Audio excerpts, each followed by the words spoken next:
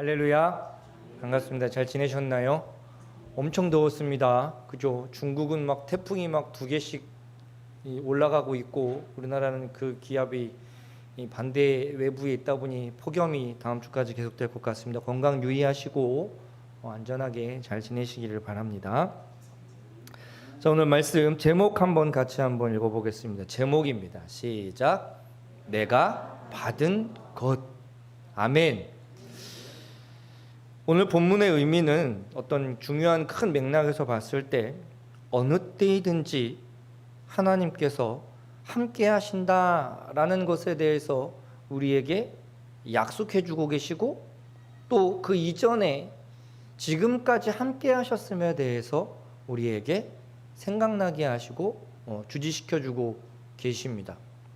의식하고 있던 의식하고 있지 못했던 우리는 분명히 신자의 삶 가운데 하나님의 보살피심과 인도하심과 동행하심과 함께하심이 있었기에 오늘까지 우리는 살아올 수 있었습니다. 제가 예전에 윤석준 목사님 그 힌돌산 기도원 수련회를 갔는데, 거기 가면 중고등부 때 오면 문제아 친구들이 참 많이 오거든요. 그러면 그 윤석준 목사님이 그 문제아 친구들 흉내를 내면서 이렇게 말합니다. 애들이 엄마 아빠한테 이렇게 대든다는 거야. 나한테 해준 게 뭐가 있다고 그러냐고, 잔소리하지 말라고. 윤석준 목사님이 똑같이 소리를 지르면서 고래고래 10대 아이들의 흉내를 아주 기가 막히게 내십니다. 근데 가만히 생각해 보면 엄마 아빠가 어려서부터 먹여주고 입혀주고 케어해주지 않았으면 제가 그때까지 살 수가 있었겠어요? 아니요. 모릅니다. 우리의 삶 가운데에도 신자들에게 어떤 면에서 하나님의 보호하심에 계셨다는 사실을 우리는 망각하거나 외면하거나 쉽게 생각하는 경우가 참 많은 것 같아요. 그래서 내게 주신 것에 대한 감사함을 찾는 것, 회복하는 것, 그것이 우리 신자의 삶의 일생일대의 과업 중에 한 가지가 아닌가 싶습니다. 특히 오늘 본문 말씀 가운데 나타나는 내용을 보면 주님께서 함께 해주시고 머물러 주실 기간이 그리 길지 않은 것 같은 내용의 말씀을 오늘 본문 말씀 가운데 주고 계세요. 내가 아직 너희와 함께 있어서라고 말합니다. 원래 원문상에는요, 아직이라는 단어가 없어요. 원래 아직이라는 단어를 표현하고 있는 이 단어는 없습니다. 그런데 번역하는 과정 가운데 이제 정해져 있는 기간이 얼마 남지 않았다라는 의미를 우리나라 말로 잘 전달하기 위해서 추가된 표현이었어요. 이제 우리에게 지금 오늘 본문 말씀을 말씀 앞에 서 있는 이 자들의 상황을 조금 이해해 보려고 합니다. 주님께서 얼마 우리와 함께 계실 기간이 많지 않았다고 이야기하고 계세요. 그리고 주님께서 하신 말씀은 모든 것이 사실은 우리에게 주신 약속의 표현들이었습니다.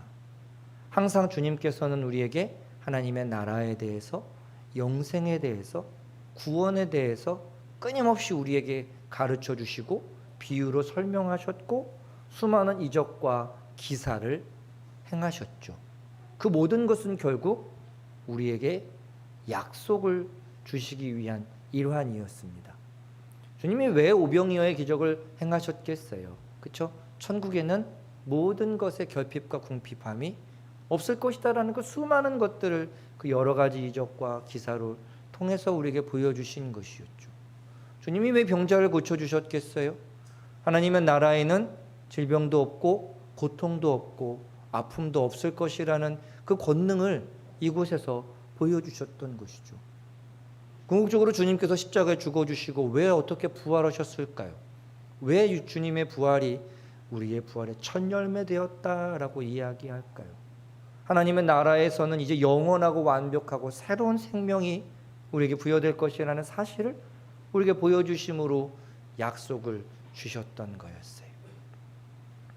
그 약속의 줄기를 쭉 따라가다 보면 결국은 태초 이전부터 우리를 향한 계획과 뜻을 가지고 계셨던 하나님께 이어져 있다는 사실을 우리는 발견하게 됩니다. 주님은 자신의 이름을 통해 담당하셨던 그 모든 직무를 이제 이양하는, 넘겨주는 과정에 대해서 오늘 명확하게 우리에게 언급해주고 계신다는 사실이에요. 그런 의미에서 봤을 때 예수님은 하나님께로부터 보내심을 받은 보혜사였습니다. 이 보혜사라는 개념이 우리에게 너무너무 중요합니다. 신기하게도요, 오늘 이 본문 말씀 가운데 나타난 26절 이전까지는요, 이 보혜사라는 것에 대한 표현이 다양하게 이루어졌습니다. 다른 보혜사, 진리의 영, 이런 식으로 불려지다가 오늘 본문 말씀에 이르러서야 비로소 성령이라는 이름이 등장하게 됩니다. 성령이라는 것을 수식하고 있는 원어적인 의미 중에 토하기온이라는 수식이 있는데, 이게 무슨 뜻이냐면 거룩한이라는 표현입니다. 이 땅에 다시 오실 보혜사, 그는 거룩함이라는 것으로 수식되어 있는데, 성령은 그 존재가 거룩하고 또 세상과 구별된 존재라는 사실이에요. 그리고 성령은 분명하고 명확하게도 예수 그리스도를 통하여 아버지께로부터 말미암아 보내심을 받았습니다. 오늘 성경에 쓰신 분 16절 말씀 같이 한번 봉독해 보실까요? 16절입니다. 같이 봉독하겠습니다.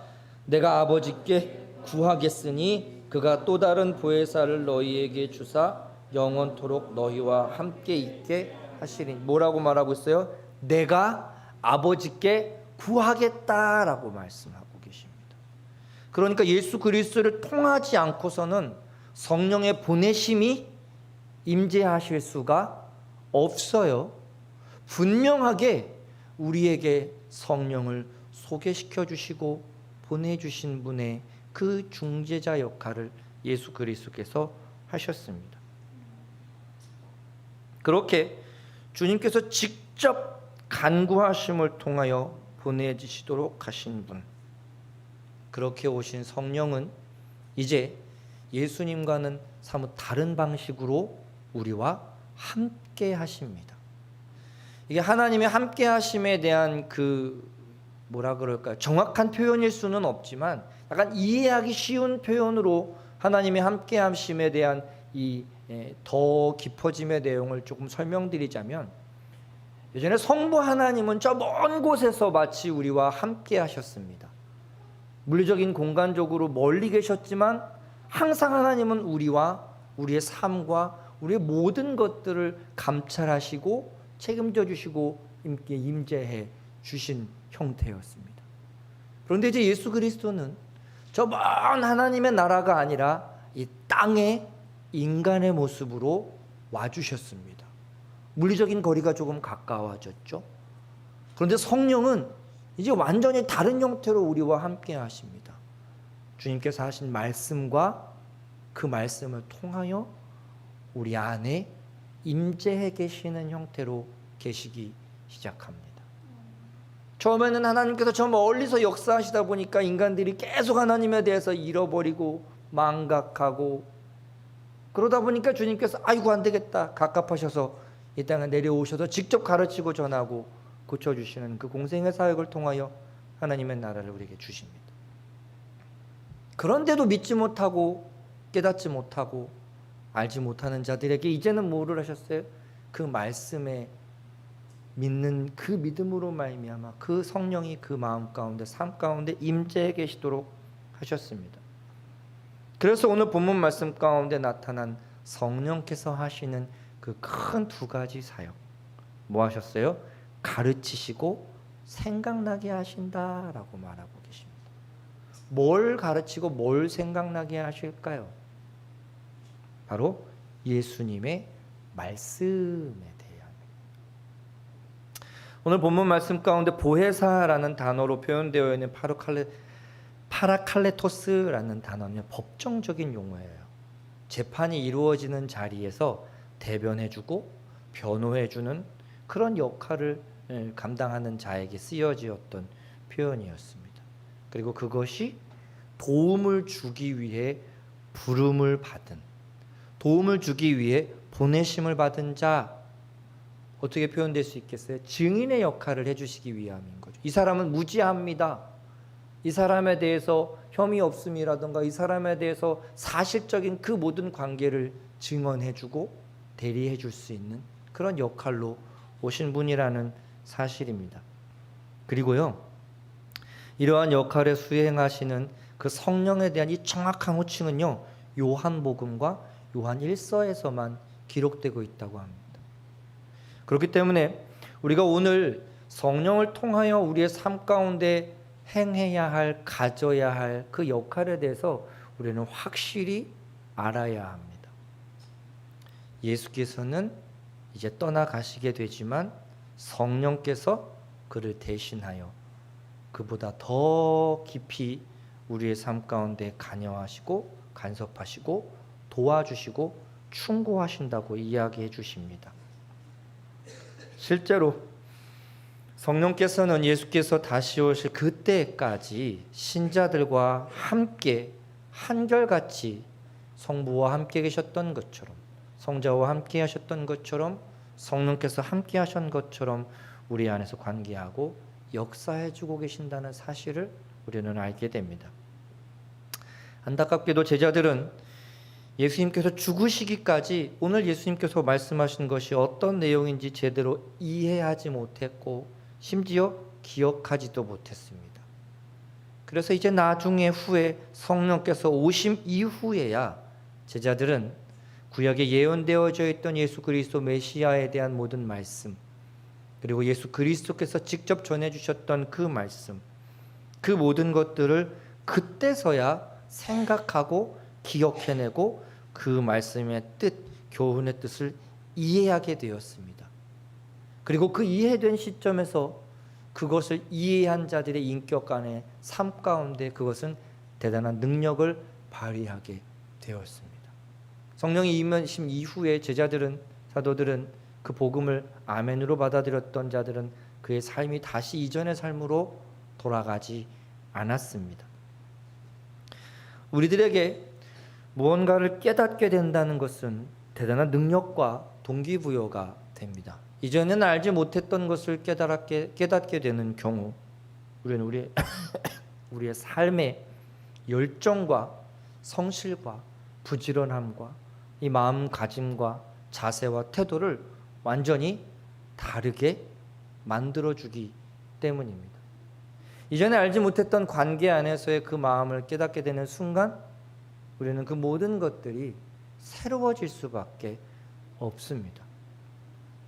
예수 믿기 이전부터 성탄절이 무슨 날인지 모든 사람이 다 알고 있습니다. 그런데 어느 날 갑자기 그 마음과 심령 가운데 성령이 임재하고 복음이 믿어지게 되고 인격적으로 예수가 누군지 알게 되고 깨닫게 되어지는 순간 이제 일요일은 더 이상 빨간 날이 아니라 주님 앞에 나오는 복된 날로 바뀌어지게 됩니다. 주님께서 우리의 마음 가운데 임재하시게 되는 순간 내 중심이 나였던 삶이 이제 온 우주의 중심이 내가 아니라 주님이라는 사실을 깨닫게 되죠. 그래서 우리의 삶의 가장 궁극적이고 본질적이고 숭고한 그 삶의 목표에 대한 명분이 완전히 새로워지게 됩니다. 그래서 우리의 삶은 언제나 새로워질 수 있게 됩니다. 어제보다 오늘 더 말씀 안에 깊이 나아올 수 있으면 우리의 삶이 어제보다 오늘 더 가치 있는 것을 향하여 나아갈 수 있는 시간이 되기 때문입니다. 우리 안에 있는 저와 여러분들의 마음 가운데 있는 삶의 목표, 인생의 가치관들이 어제보다 더 깊이 말씀 안으로, 은혜 안으로 치달아가게 되시기를 축복합니다. 어제의 수고가 어제의 것으로 끝나는 것이 아니라 그 수고가 오늘 하루 우리의 삶 가운데 감사거리가 되고 동시에 오늘 하루를 더 수고함에 있어서 더 기쁨과 감사로 임할 수 있게 되기 때문입니다. 성령을 통해 그 말씀의 의미가 우리의 삶 가운데 새로운 입장할 수 있는 문을 열어주게 되는 것이기 때문입니다. 영적인 진리는 항상 그 자리에 머물러 있지 않고 저보다 오늘 더 깊은 곳으로, 깊은 은혜의 자리로 우리를 불러주고 이끌어주고 인도해 갑니다.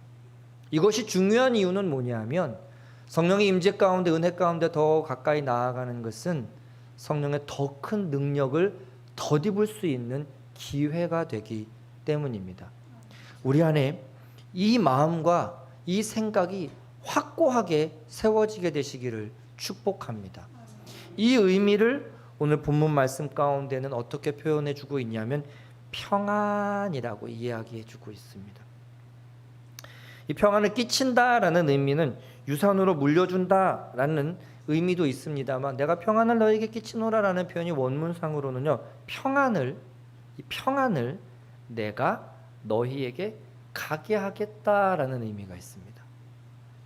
이 평안이라는 상태를 가게 한다는 거예요. 누가? 내가. 그래서 오늘 본문 말씀 가운데 이 주체가 예수 그리스도이시라는 사실을 우리는 발견할 수 있어야 합니다. 세상 그 어떤 것으로도 평안이 너에게 가지 않아 라는 반증의 이야기가 되기 때문입니다. 예수를 통하지 않고서는 결코 알 수 없고 누릴 수 없고 말할 수 없고 깨달을 수 없고 이해할 수 없고 전혀 생각할 수 없는 그 영역, 동시에 그 어떤 세력도 빼앗을 수 없고 그 어떤 것에서도 빼앗기지 않는 그 하나님의 능력이 예수 그리스도를 통하여 우리에게 보내지게 된다는 사실입니다. 그런데 안타깝게도 신자들에게 평안이란 쉬운 삶의 여정을 의미하지는 않습니다. 원래 평안이라는 단어가 전쟁이 없는, 갈등과 어떤 그런 것들이 없는 상태를 표현하는데, 주님께서 우리에게 보내시는 평안은 우리의 삶에 실제적으로 주어지는 쉬운 삶의 여정이 아닐 수도 있습니다. 오히려 이 땅 가운데 살아가는 신자들에게 평안이란 쉽고 원활한 삶의 모습일 수가 없습니다. 왜냐하면 이 평안은 예수 그리스도를 통하여 우리에게 오시는데, 그리고 이 평안이라는 것이 가지고 있는 궁극적인 의미는 뭐냐면 이 땅에 하나님의 정의가 실현되어 가야 하는 것이기 때문입니다. 세상에 죄로 만연한 이 땅이 원활하게 돌아간다? 그러면 그곳에는 무엇이 작용하고 있다는 반증이에요? 죄의 어둠과 더러움이 거기에 작용하고 있다는 반증입니다. 그렇기 때문에 신자의 삶은 이 세상에서 굉장히 치열할 수밖에 없습니다. 그냥 불편하죠. 불편한 현실이지만 그것이 우리에게 더 가치 있고 숭고한 이유는 무엇이냐면 하나님과의 관계 안에서 세상의 유익이 아니라 하나님과의 평강과 평안을 위해 살아가는 자들에게는 하나님의 더 큰 은혜와 안위하심이 임하게 되기 때문입니다. 그래서 오늘 본문 말씀 가운데 주긴 주는데 세상 거랑 달라라고 표현한 이유가 여기에 있어요. 세상의 부와 명예와 즐거움과 그런 가치가 아니라 다른 것이다라고 표현한 이유는 바로 이런 의미가 아닌가 싶습니다. 다른 사람들은 잘 되고 형통하고 번영한 것을 잘 된다고 이야기하는데, 물론 그것도 중요하지만 신자에게는 우선 주어져야 하는 것이 있기 때문에, 그렇기 때문에 우리의 생각과 가치관이 같아질 수가 없습니다. 그래서 우리에게 근심하지 말고 두려워하지 아니해야 한다라고 이야기해주고 있습니다. 두려움과 근심, 우리는 사실 한편으로는 이것과 평생 싸워 나아가고 있는 것이 아닌가 싶어요. 모든 것이 아직 확정되지 않은 것이, 내 상황과 환경이 언제나 나를 불안하게 하고 두려워하게 하고, 그렇죠? 어렵게 만들어 갑니다. 내일은 또 무슨 일이 있을까? 내일은 또 어떤 사건이 일어날까? 알 수 없는 모든 것들에 대해서 우리는 불안과 두려움을 가질 수밖에 없습니다. 그러나 그리하지 아니해도 되는 이유가 평안을 끼치겠다라고 말씀하고 계시기 때문이에요. 오늘 주님의 말씀은 어떤 의미라고요? 약속을 주시는 말씀이에요. 평안하다라는 것은 그 어떤 것도 내 마음의 상태를 흔들 수 없다는 겁니다. 세상적인 기준과 가치관으로는 내가 한 달 뒤에 어떻게 있을지, 내가 무엇을 먹고 살지 알 수 없는 두려움과 불안함이 있을 수밖에 없지만, 영적인 가치에서는 무엇이 있어요? 성령 임재하심으로 말미암아 오늘 하루의 삶을 충실하게 살아가는 자들에게는 모든 것이 공급될 것이기 때문에 우리의 삶은 그 삶의 여정 가운데 주님의 말씀과 동행함으로 성령의 역사가 함께하면 됩니다. 이게 굉장히 상투적인 말인 것 같고 그럴듯한 말인 것이라고 들려질 수도 있지만, 사실 복음은요 그렇게 어렵고 복잡한 것이 아닙니다. 아주 단순해요. 하나님의 백성이 되면 하나님께서 책임지시겠다, 당연한 거 아니겠어요? 리더가 되면 그 구성원들을 이끌어갑니다. 그 리더가 된다는 것은 그 구성원들에 대한 책임감까지 함께 짊어지고 가는 것이죠. 주님께서 우리에게 자기를 주님이라고 부르라고, 나를 주인으로 삼으라고, 우리들에게 종된 자로 살아가라고 이야기한다는 것은 그 이후에 가져야 할 모든 것들에 대한 것을 뭐 하시겠다는 거예요? 약속하겠다라는 전제가 거기 안에 있습니다. 요즘은 이런 말 쉽게 하지 못하지만, 요즘은 그 마트 같은 데 가서 아이들한테 오늘 내가 먹을 거 살 테니까 먹고 싶은 거 다 골라, 이렇게 말 못합니다. 요즘은 너무 비싸져가지고. 옛날에는 잘해야 뭐 음료수 아무리 비싸봤자 1,000원 했는데, 몇 년 전에 한번 음료수 먹고 싶은 거 아무거나 골라라고 말했다가 깜짝 놀랐습니다. 같이 간 친구들이 전부 다 스타벅스 커피를 고르는 거예요. 거기 안에 막 3천 몇백 원 막 이러거든요. 그래가지고 갔다가 1,5천이면 될 줄 알았는데 한 2만 원 내고 온 것 같아요. 요즘 편의점에서 아이스크림 함부로 사주시면 안 됩니다. 그 조그만 하드 하나가 막 3,800원, 4,200원, 막 조그만 떠먹는 무슨 하겐다즈 막 이런 아이스크림 엄청 비쌉니다. 편하게 말해줄 수 없습니다. 그러나 주님께서는 우리에게 두려워하지 말라고 이야기하고 계세요. 그 말씀에 저와 여러분의 마음과 심령이 100% 신뢰가 채워지게 되시기를 축복합니다. 세속적인 것을 향한 가치보다 영적이고 신앙적인 것에 우리의 사모함이 더 집중되게 되시기를 축복합니다. 어둠의 권세 아래에 있는 세상은 당연히 교회와 신자들에게 적대적일 수밖에 없어요. 우리의 거룩함이 그들에게 들어갈 때 그들의 죄악과 타락함이 드러나게 되기 때문입니다. 교회에서는 상식적인 것이 세상에서는 인정받고 칭찬받을 만한 경우가 참 많아요. 우리에게는 진실과 성실이 당연한 것인데 세상 사람들에게는 편법과 눈 가리고 아웅하는 것이 당연한 원리로 적용되어 가기 때문입니다. 제가 여러 번 말씀드렸죠. 세상 사람들에게는 11계명이 있다고 이야기해요. 뭐라고요? 들키지만 않으면 돼 라는 겁니다. 우리에게는 결코 용납될 수 없는 개념입니다.